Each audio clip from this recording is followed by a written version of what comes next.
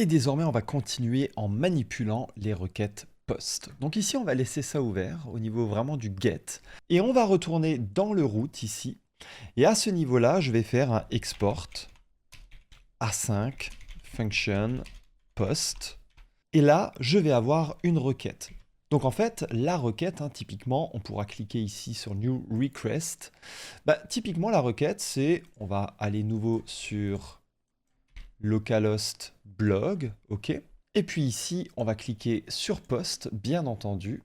Et au niveau du corps de la requête, au niveau du body ici, on va du coup lui indiquer des informations. Et concrètement, qu'est-ce que ça serait ici? Ça serait par exemple l'ajout d'un nouvel article. Donc je veux ajouter un nouvel article. Donc ici, mon nouvel article, regardons un peu nos données, je vais rajouter un nouvel article. Par exemple ici, lorem ipsum 4 cette fois-ci.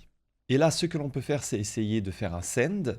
Et on voit très bien que ici, pour le moment, on ne peut pas. Donc il faut un moyen ici de récupérer vraiment cette requête ici. Et c'est exactement ce que l'on va faire ici. Donc pour cela, on va venir récupérer la requête et c'est de type request, d'accord? Et ensuite, je vais récupérer ici cet article est égal à await. Et là, je récupère le JSON de ma requête. À partir de là, je peux créer un nouvel article. Et au niveau de l'ID, à votre avis, qu'est-ce que ça sera? Au niveau de l'ID, je peux taper directement dans la longueur ici de mon tableau article et faire un plus 1. Et ensuite, forcément, au niveau du title, ça sera du coup article.title. Et du coup, ce qu'il faut faire ensuite, c'est ajouter ici ce nouvel article directement au tableau des articles. Donc article.push new article. Et maintenant, ce qu'il faut faire, c'est retourner une nouvelle réponse en mettant les informations appropriées. Donc ici, return new response, json.stringify de new article. Je vais tout vous expliquer dans un instant.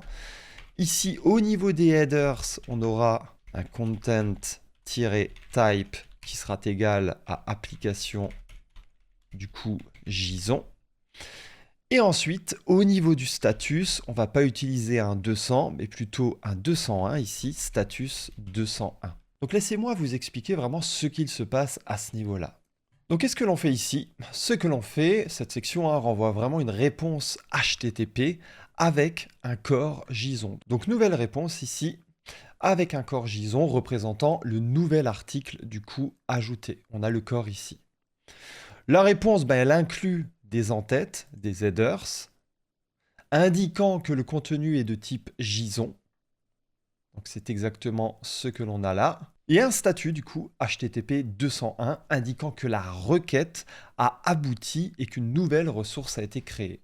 Donc là, vous vous demandez peut-être, mais pourquoi j'utilise pas un statut 200? Donc en fait, 200 et 201, c'est relativement similaire. Ils sont tous deux indicateurs de succès. Mais ils ont des significations quand même bien différentes et sont utilisés dans des contextes en fait aussi différents. Donc on a le statut 200 qui indique que la requête a été plutôt reçue, comprise et acceptée avec succès. Alors que le statut 201 indique plutôt que la requête a été traitée avec succès, mais qu'une nouvelle ressource a été créée en conséquence. Donc c'est vraiment particulièrement quand même utilisé pour les requêtes POST en fait. Donc ce que l'on peut faire désormais, c'est essayer de voir un peu ce qu'il se passe, essayer ici au niveau du Thunder d'envoyer cette fois-ci ici effectivement la requête. On voit qu'en effet, on a bien ici ID 4, lorem ipsum 4, donc c'est vraiment parfait à ce niveau-là.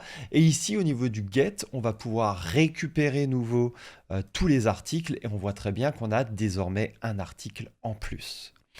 Si vous avez aimé cette vidéo, n'hésitez pas à liker, commenter et à partager. N'hésitez pas aussi à vous abonner et on se retrouve dans la prochaine vidéo.